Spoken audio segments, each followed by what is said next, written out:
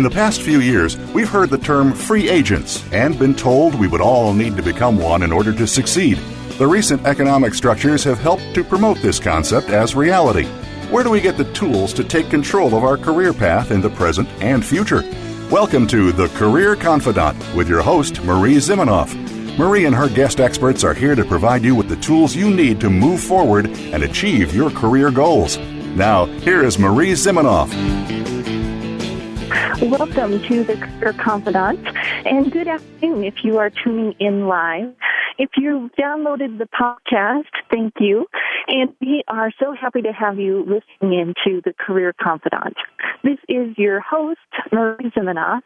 And as you know, if you've been listening in, we are here today and throughout the Career Confidant show to help you figure out how to manage your own career, knowing that we are all going towards being free agents, and we know we are in charge of moving our own careers forward today. And so this show is really here to help you.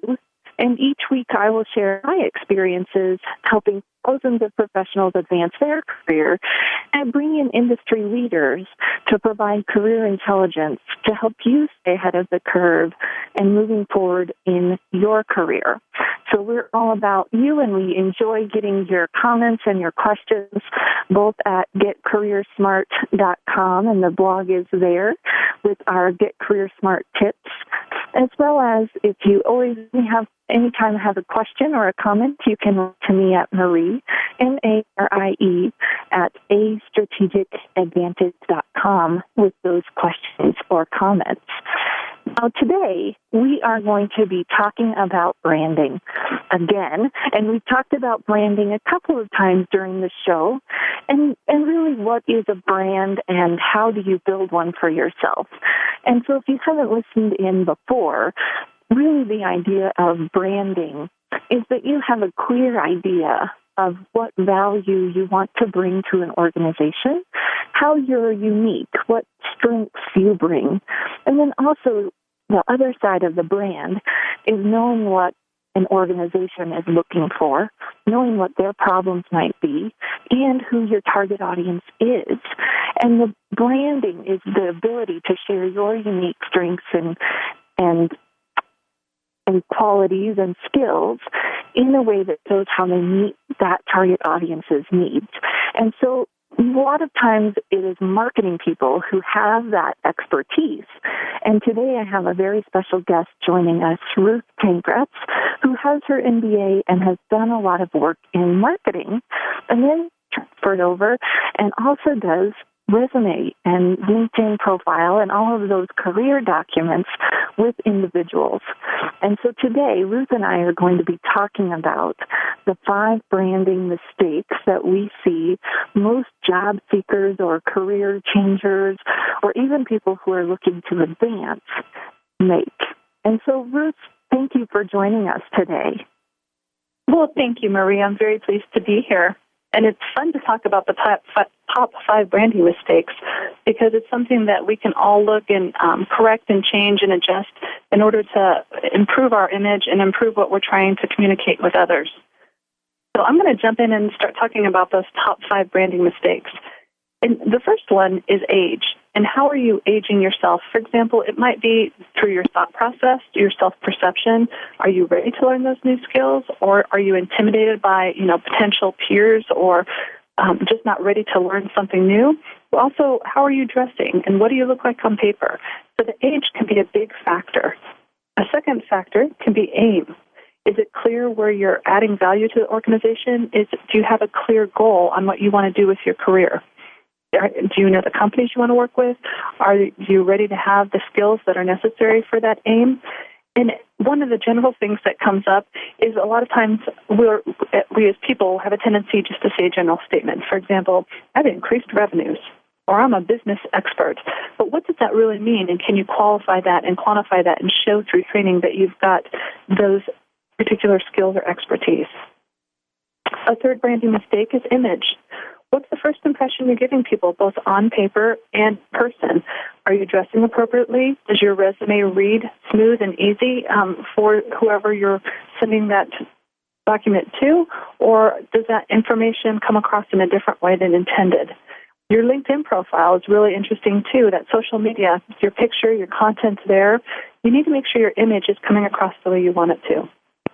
A fourth branding mistake is legacy. And that can be both legacy systems. Maybe we're kind of trapped in the mindset that something like DOS will never go away, or we could be stuck in an industry that's dying, and we're not letting go of those legacies. And finally, the fifth branding mistake is our communication plan. How are we getting our message across? And are we using the communication methods or ways and systems that will match our brand? Yeah, that's great. The five were age, aim, image, legacy, and communication plan. And, one of the things that I see trip up people a lot, especially people, well, I won't say that. Age. Age is a funny one because it's not a branding mistake to be old or young. That's not what we're saying. Oh, did I lose your Ruth?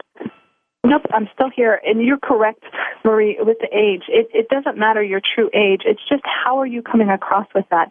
And we've had younger job seekers who come across very old in their information that they're presenting. And some people who don't mean to age themselves might put dates from the 1980s on their documents, and that doesn't necessarily help or benefit them for their brand. Yeah, and a lot of that is thinking about what the perceptions might be of your age. And I talk to even millennials about that, right? What do older, quote unquote, older hiring managers think about millennials? What are they afraid of, right? They're afraid that you're going to be entitled. They're afraid that you aren't going to have a work ethic. And so how can you answer those things in your documents, in your LinkedIn profile, and in an interview? I think the same is true if you're, quote unquote, older. First, to think about, really, are you older? I've talked with several people in their 40s who describe themselves as older, and I would challenge that. And then, two, to think about what are the ideas people have about someone who's older, and how can we address those, right? Our enthusiasm, whatever it might be, how can we address those issues? Is there anything else you've seen come up with age? Well, I think this is a very interesting time for any worker, and that is we have so many generations in the workplace. And so age to me is something that you don't have to identify as much as what are you bringing to the table? What skills can you offer? How can you go ahead and contribute? If you're not going to learn any new skills, or you're going to be worried that a manager might be younger than you, I think the focus needs to be readjusted. And so what are you really saying about yourself, and what are you also putting out there? And I'll tell you, there have been some older workers who are more than willing to learn those new skills, and their age is just irrelevant. Same thing with some young workers that just get in there and get the job done. So I think it's a matter of that self-perception, and then also where are you at as far as your willingness to learn, to bend, to be flexible.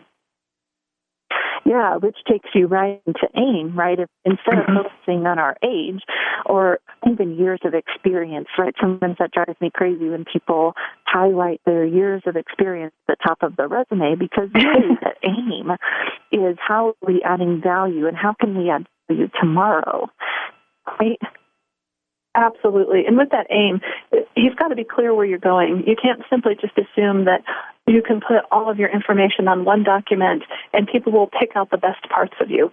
That's not a clear aim. And so when you think about the aim, think about the value you add. It's not that you don't have those other skills or you're not capable of them. It's just for that particular part of communication or your branding, you want to make sure it's clear that there's a nice match. Yeah.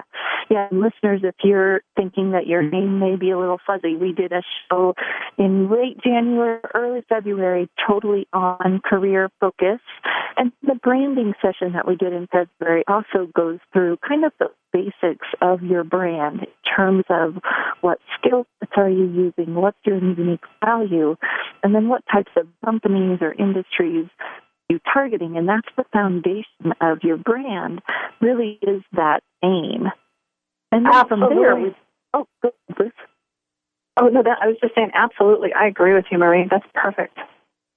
Yeah, Yeah, and then we go into the image. So I think that once we have our aim, kind of some of these things built in there, but that image really is their first impression, whether that's online or on paper. And tell me, Ruth, what do you think when you see a LinkedIn profile that doesn't have a picture on it? I think that's one of the biggest mistakes. If you're going to participate in the social media, participate all the way. Try and understand what that social media platform is doing for you. And if you're a person who maybe shies away from pictures or doesn't necessarily want to have a social aspect, maybe like Facebook isn't the place for you to be. And LinkedIn is a professional place that does have an acceptance for the pictures. Being professional in that picture is key as well.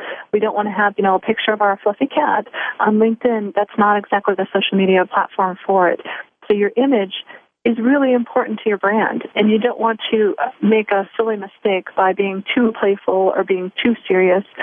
There's a place also on LinkedIn that you can add some information about the groups that you're interested in, other interests you have, and that's so nice to have a huge contribution of what else is of interest to you, not just only the professional aspects. Yeah, and it builds that fuller image.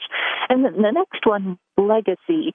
And someone said to me once, if you call yourself a technology person or you want to look up to date, but you carry around out-of-date technology, right? Like a flip phone or whatever it might be. If you're trying to portray yourself as being up with the times, and that's part of your image, your brand, and really probably for most of us that's going to benefit us for that to be part of your brand. So, we need to date our technology skills as well. But what goes into that legacy piece? Well, and the legacy piece can be a little bit challenging, Marie, because sometimes we have built an entire career based on one technology or one platform, and it's so hard to let that go and really step back and say, hey, what is what could be used in another organization, or what just needs to be let go, because there is no technology that's going to continue on, and I'm making a career essentially death mark here by continuing down this road. We can think about the typewriters and where that has gone to. Very, very few typewriters are there. And so if you were getting your career going and maybe you have 10, 15, 20 years experience in that field, if you want to continue working, clearly that path is no longer going to be the open path it once was many years ago. Yeah. And then the last piece was the communication plan, and we're going to talk a little bit more about that later, but I think that's the idea of how are people seeing your brand. And when oftentimes people talk about branding, they forget to think about the active part of it. That yes, we create what we want people to see and think about our first impression, and we think about our aim, but then we also have to think about how we're getting out there and how we're communicating it. So we're going to come back in just a few minutes, and we're going to talk through how some of these branding mistakes appear in your communication. So resume, cover letter, LinkedIn profile. So stay tuned, and we'll come back in just a few minutes and dig into these branding mistakes on paper.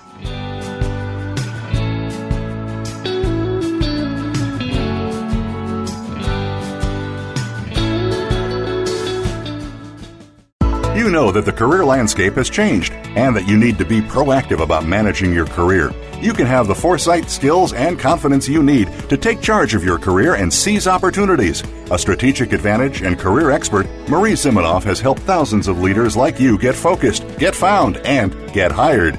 Visit GetCareerSmart.com to find out more. That's GetCareerSmart.com or call 800-521-2080 to schedule your complimentary consultation. Engage with Andy Bush takes you inside the mind of a top global market and public policy analyst who has been featured regularly on CNBC, Yahoo Finance, and numerous radio and television programs. Our program will bring you guests and stories from the top of the political and business worlds. Each show includes Andy's point of view roundup and what it means for you at home. Life's complicated. Let Andy help you figure it out. Tune in every Friday at 3 p.m. Eastern Time, noon Pacific, on the Voice America Business Channel. How do you feel about the future? Tune in each week for Visionary Leader Extraordinary Life with host Kate Ebner. You can be a great leader by learning from the inspiring stories of amazing visionaries who are shaping our future. Everyone deserves to create their own vision, and Kate and her guests will share the tools that you need to make it happen. Make a weekly visit to the Voice America Business Channel for Visionary Leader, Extraordinary Life every Monday at 11 a.m. Eastern Time, 8 a.m. Pacific Time. Be inspired. Become inspiring. When it comes to business, you'll find the experts here. Voice America Business Network.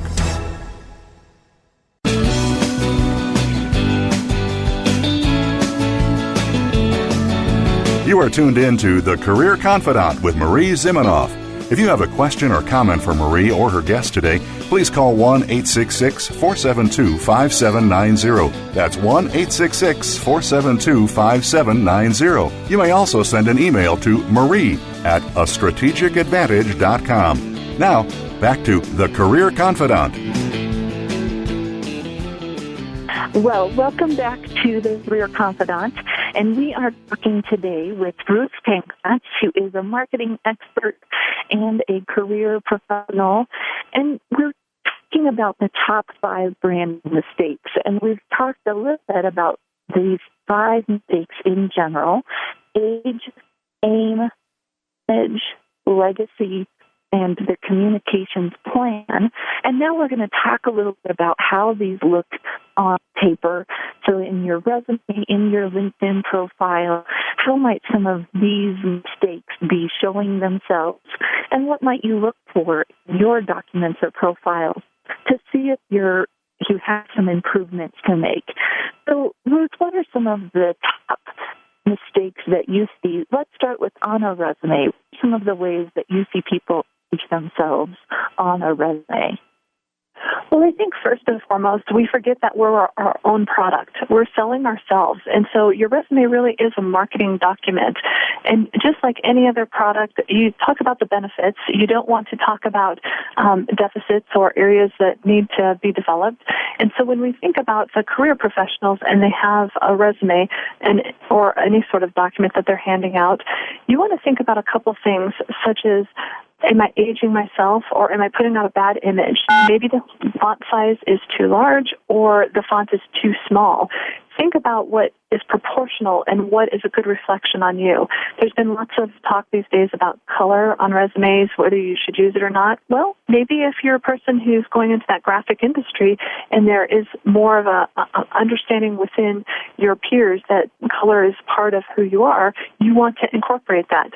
Likewise, if you're in banking and it's a little more reserved, you may not want to have a whole bunch of color added to your documents. So really understanding what you're putting out there on your documents in the image, the first impression, and then we can talk about the aim once again. Is there a clear direction? Is it clear where you can add that value? Those are going to be some really important components to branding yourself. Yeah, and one of the things that I think we maybe don't think about, but talk to me a little about, and this is getting into the detail, but I think it's important. What do you think when you see a resume that has really big font? The really big font resume. Sometimes several things come across to me when I see a really big font. The first thing I do is just kind of look at the pages to see if maybe the person thought there was a standard resume and it had to be 2 pages long and they're trying to fill up the 2 pages. If that's not the case, then the next thing I start to look at is, well, what else are they communicating here? Why is the font so large? And it can be something as simple as on screen it looked okay, and then they didn't realize when you print the document that it's coming across different. So always, always, always make sure that you print your documents as well as look at them on screen. And then the font size can be big because maybe the font choice is not a good one. It's not a clear font.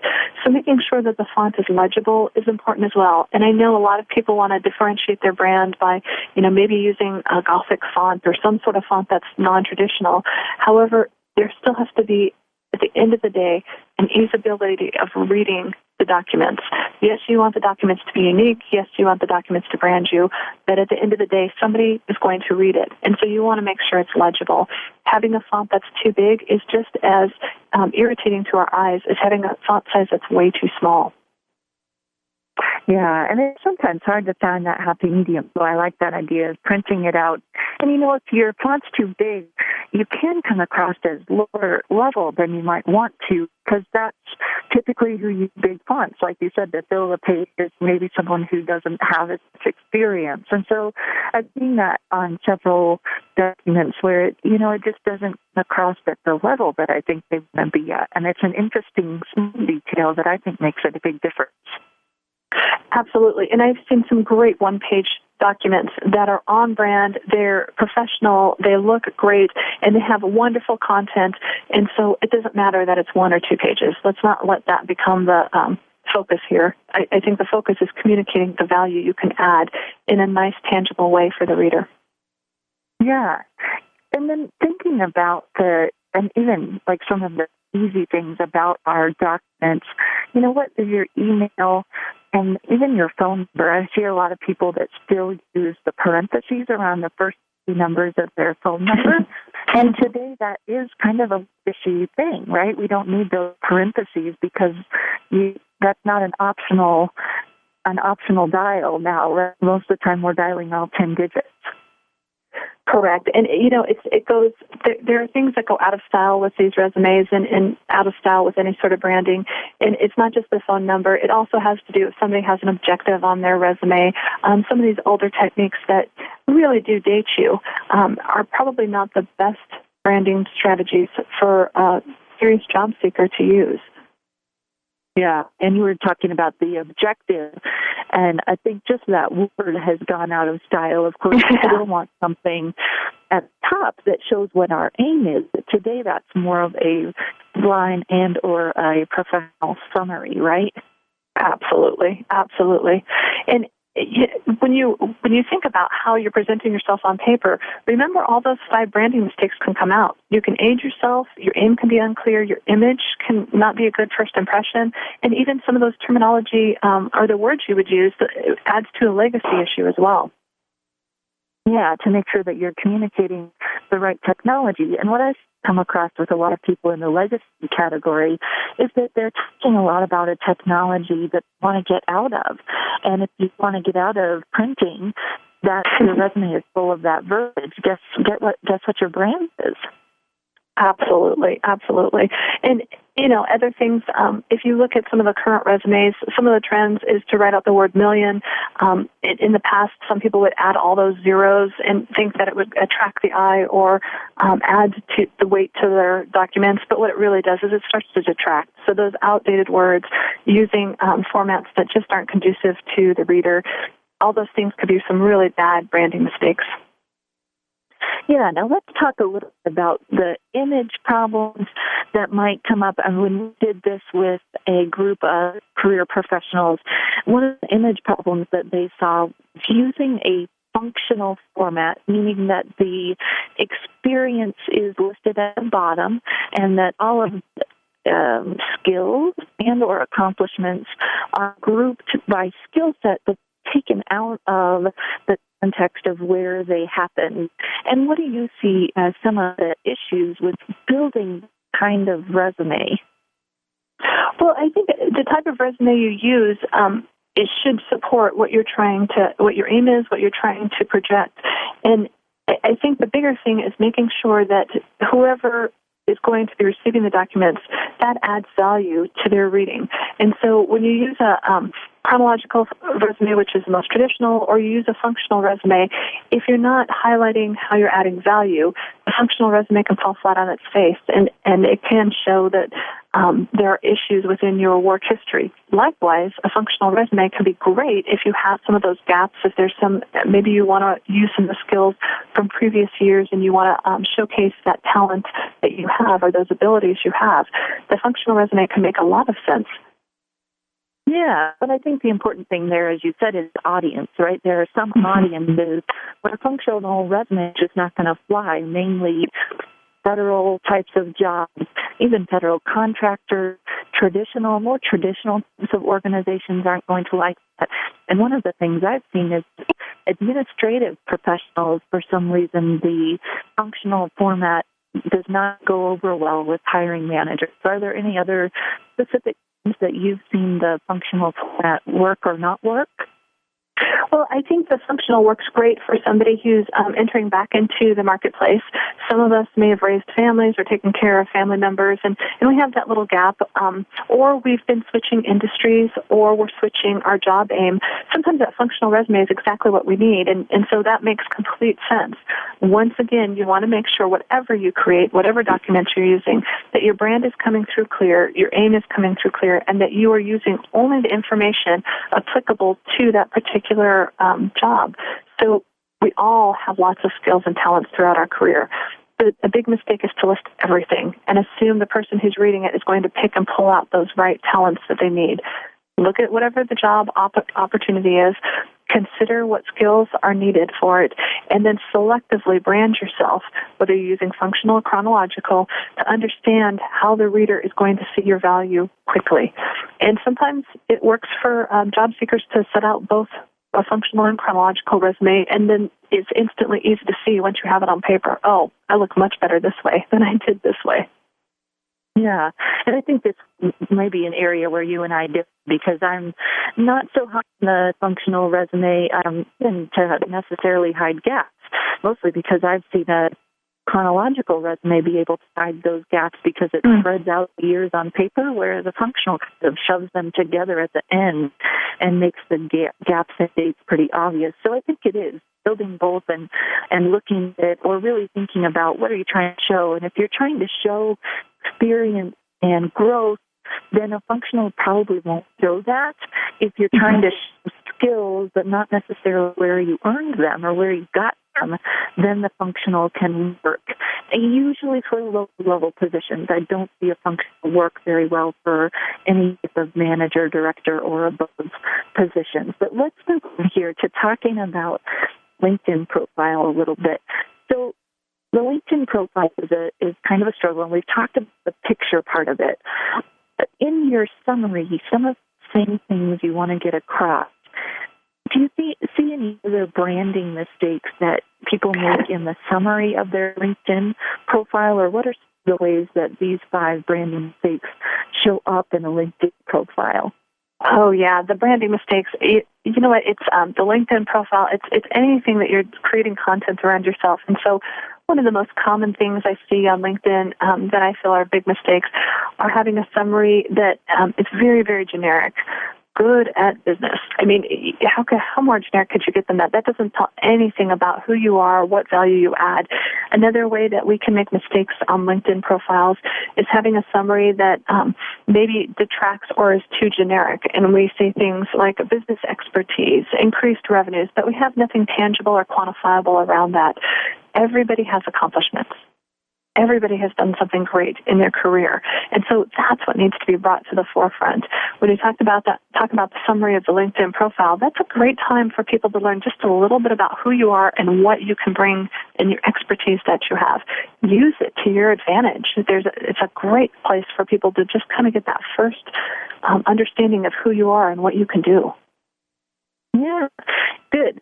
So the LinkedIn profile, the brand of it needs to flow with your resume, but the information needs to be a little bit more engaging. It can have a little bit more spice and personality, which is what the profile is meant for, right? It is social media. So the other thing I see is people having not just generic, it sounds too much like a resume. It just doesn't read like a social media profile. So we're going to be back in just a few minutes, and we'll talk a little bit more about the LinkedIn profile. And then we're going to jump into branding mistakes in person, right? Either in interviewing or networking arenas. So come back in just a few minutes, and we'll keep talking about these branding mistakes.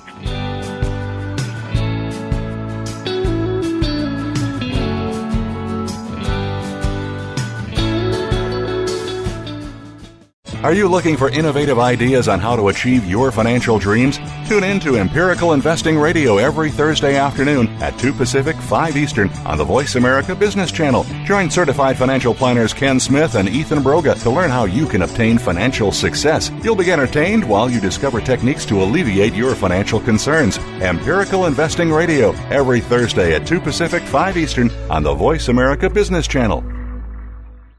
You know that the career landscape has changed and that you need to be proactive about managing your career. You can have the foresight, skills, and confidence you need to take charge of your career and seize opportunities. A strategic advantage and career expert, Marie Zimenoff has helped thousands of leaders like you get focused, get found, and get hired. Visit GetCareerSmart.com to find out more. That's GetCareerSmart.com or call 800-521-2080 to schedule your complimentary consultation. What does success mean to you? Is it being just like the person on the other side of the fence where the grass is supposedly greener? We harbor too many feelings of envy and suppressed anger targeted at others, and it's holding us back from our success. Tune in to Wealthy Thoughts with Richard Levy. Just by listening, you'll be empowered to make positive lifestyle changes to live the successful life that you deserve to live. Wealthy Thoughts can be heard every Wednesday at 2 p.m. Eastern Time, 11 a.m. Pacific Time on the Voice America Empowerment Channel. When it comes to business, you'll find the experts here. Voice America Business Network.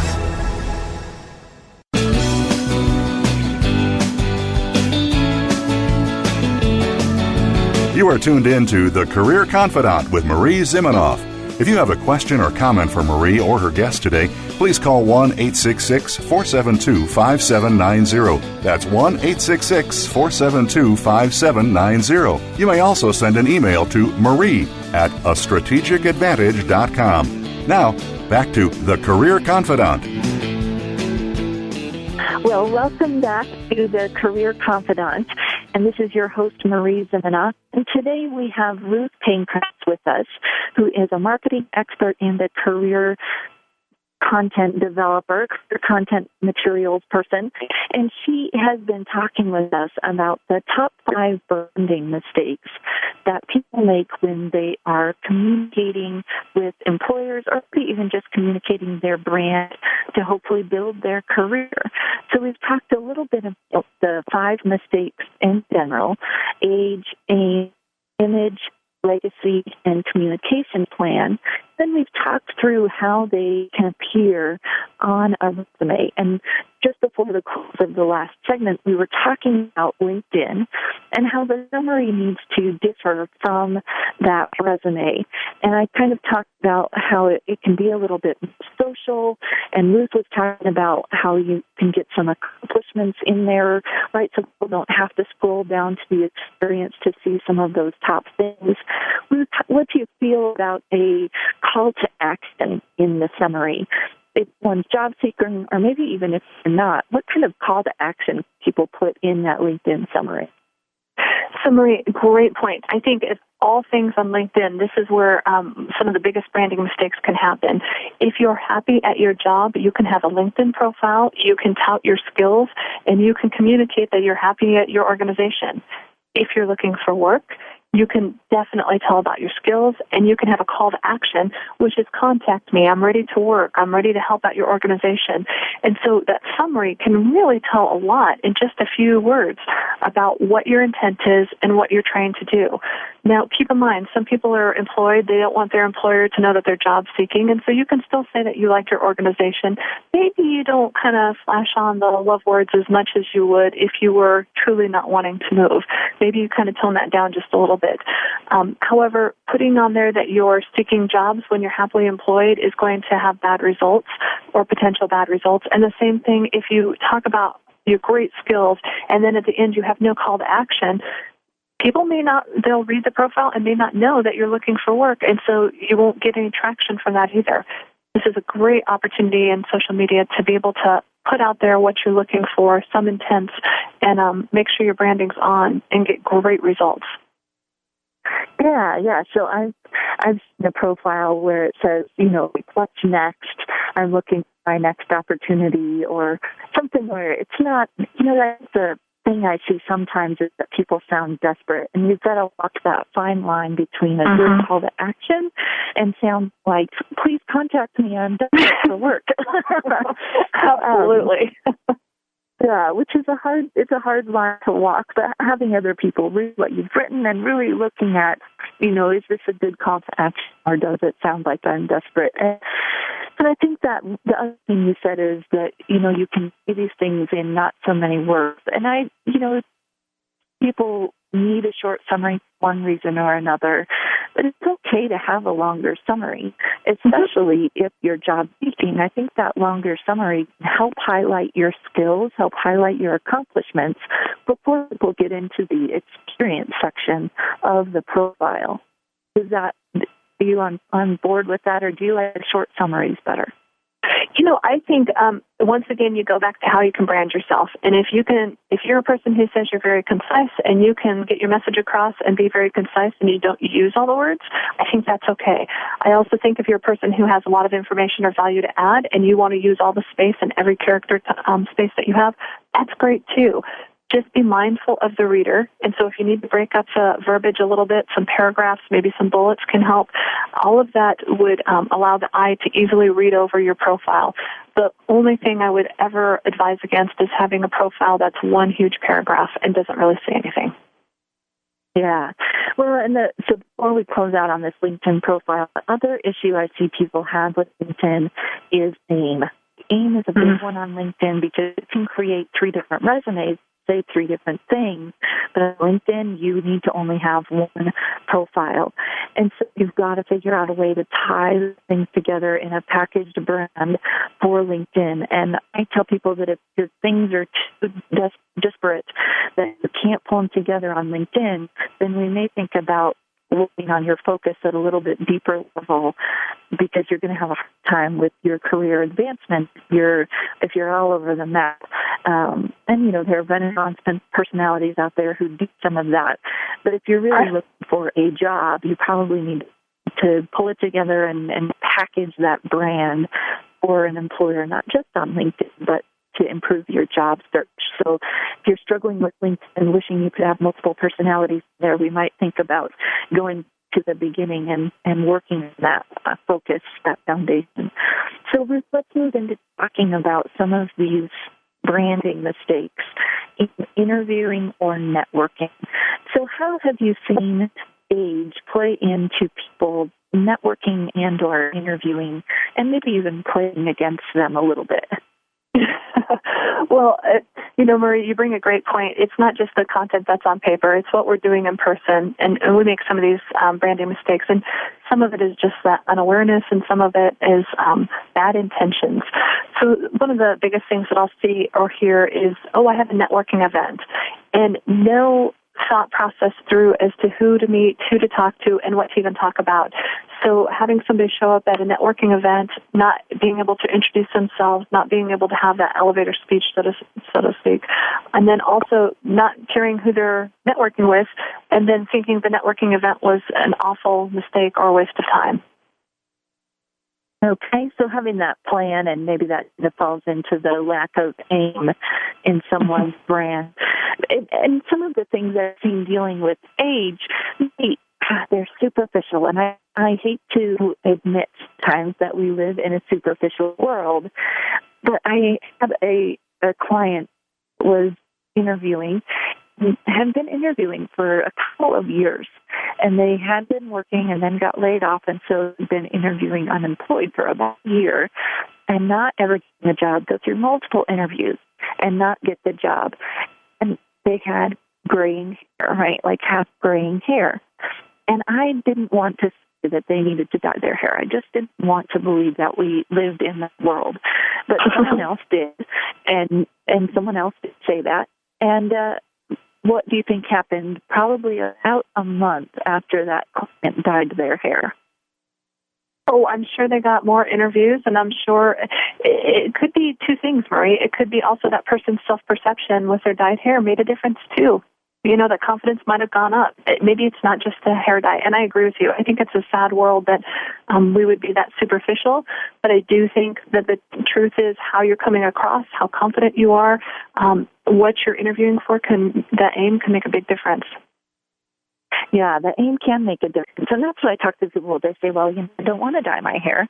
We may need to look at the companies that you're targeting and or the types of positions you're targeting to find a place where they're not going to expect a different image, right, where that image is going to fit with their expectations of the position. And that image piece when we're interviewing, I know, Ruth, have you heard how many seconds it takes for you to make your first impression? I know on paper you got about 30 to 60 seconds, and in an interview, I believe it's very, very short time that you're going to either connect with that hiring manager or you're going to just kind of fall flat. I'm not sure of the exact time, though. Yeah, I was thinking it was somewhere like 3 seconds. I thought was what I heard, but it seemed so short. And I think that when we're looking at interviewing, what can you do in that 3 seconds to project the image that you want the person across you to see? What are some of the top things that you think people need to look for when they're wanting to project that image? Well, a couple of things. First off, you got to think about the organization that you're going to interview with. It can be a tight or a fine line to walk if the organization is very, very casual and you are interviewing in a three-piece suit. That's not to say that you should show up in jeans for your interview. You should take one step dress above what the organization is. However, you need to understand what the organization culture and expectations are, so that you kind of blend in a little bit more. You want to make sure that you're branding yourself correctly.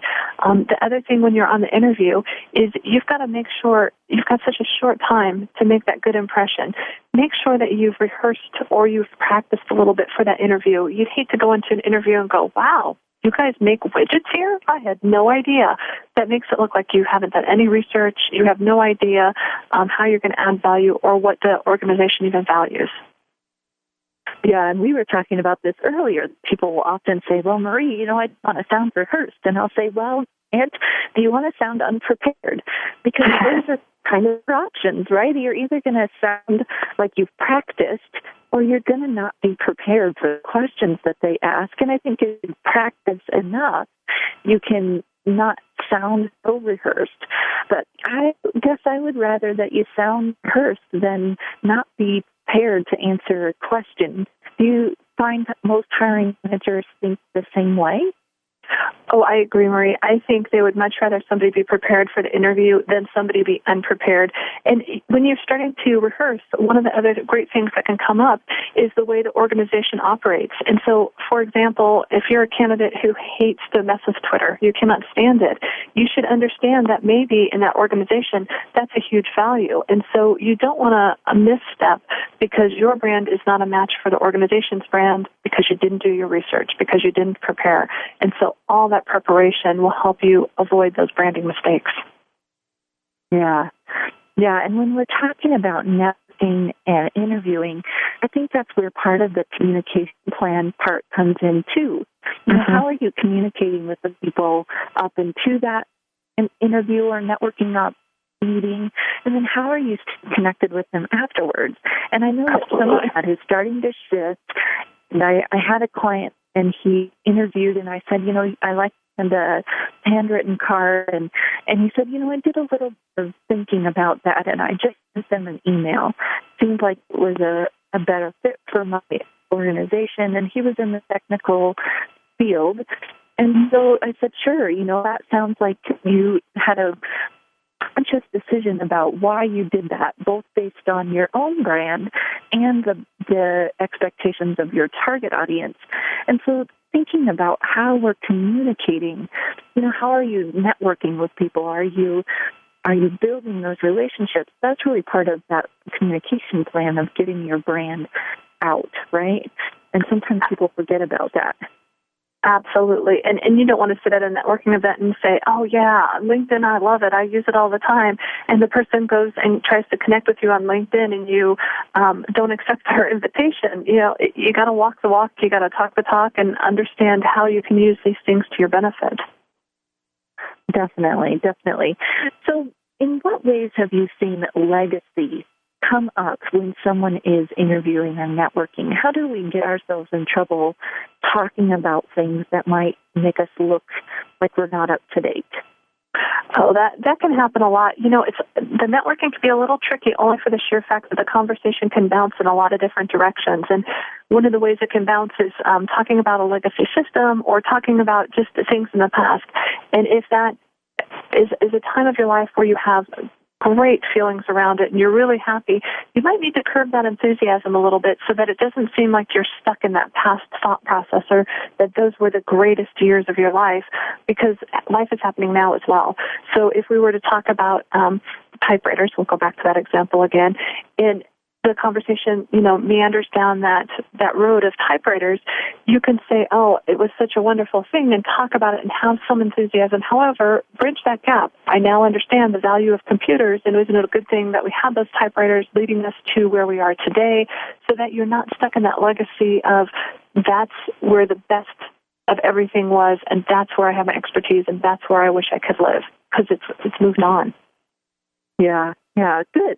Well, we are going to come back and talk a little bit more about some of these things in interviewing and networking, and then move into kind of closing out with that communication plan and what are some things you can think about in terms of getting your brand out there. So we'll be back in just a few minutes.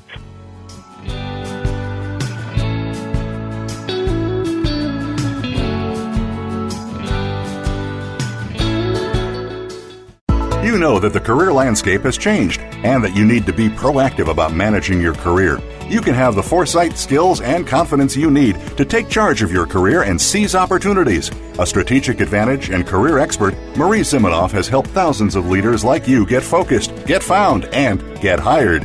Visit GetCareerSmart.com to find out more. That's GetCareerSmart.com or call 800-521-2080 to schedule your complimentary consultation. When it comes to business, you'll find the experts here. Voice America Business Network.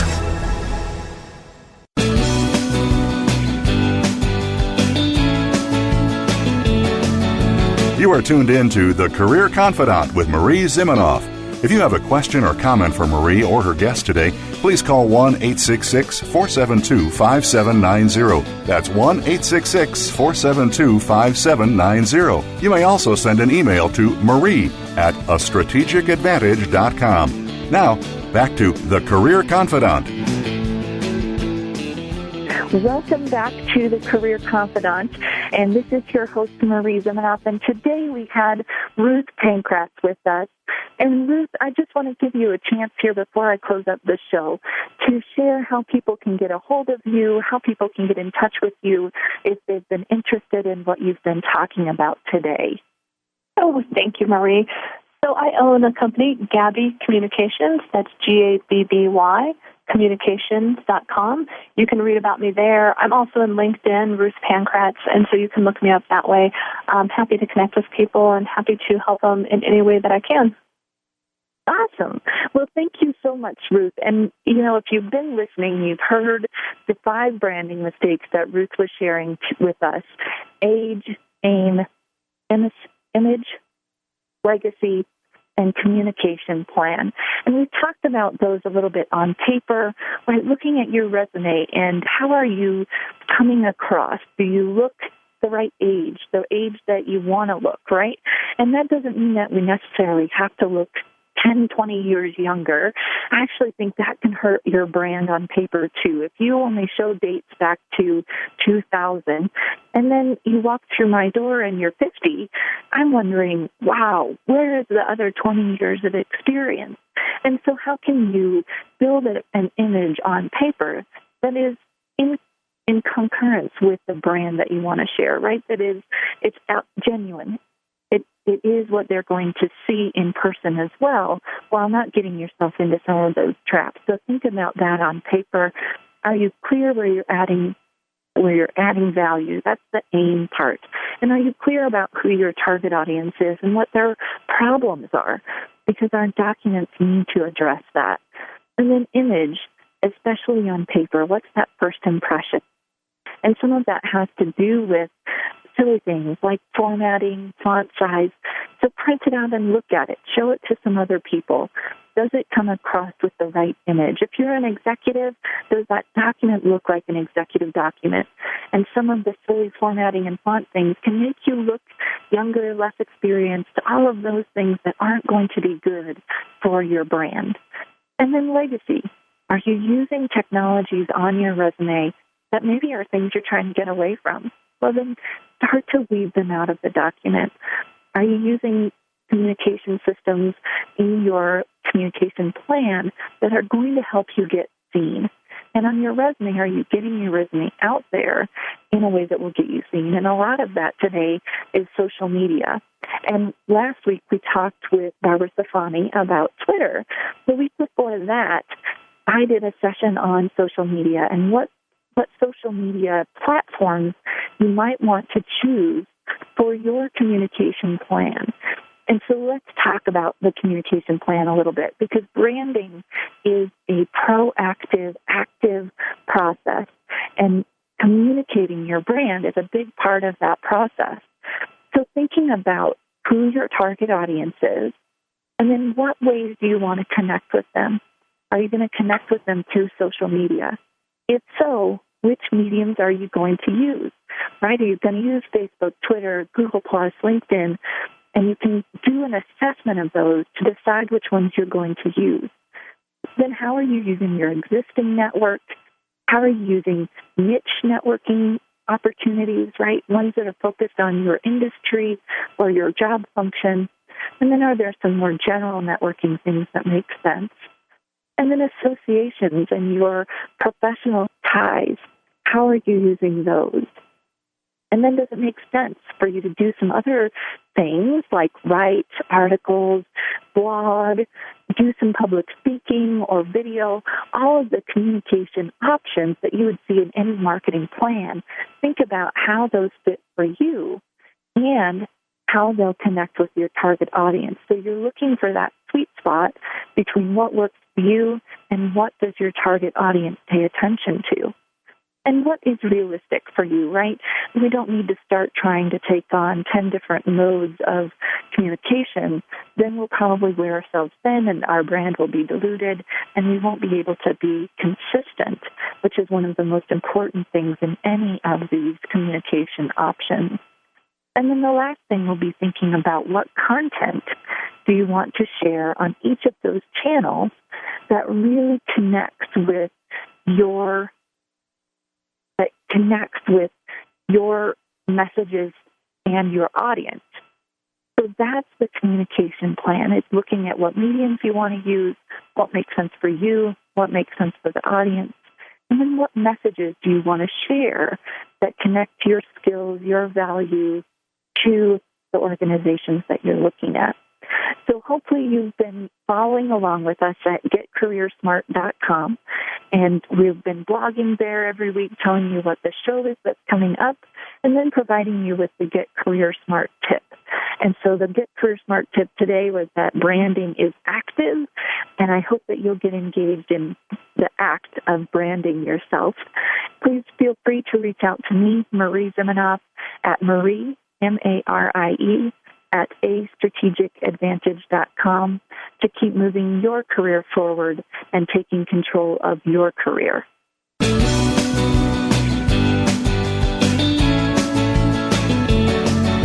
Thank you for listening to The Career Confidant.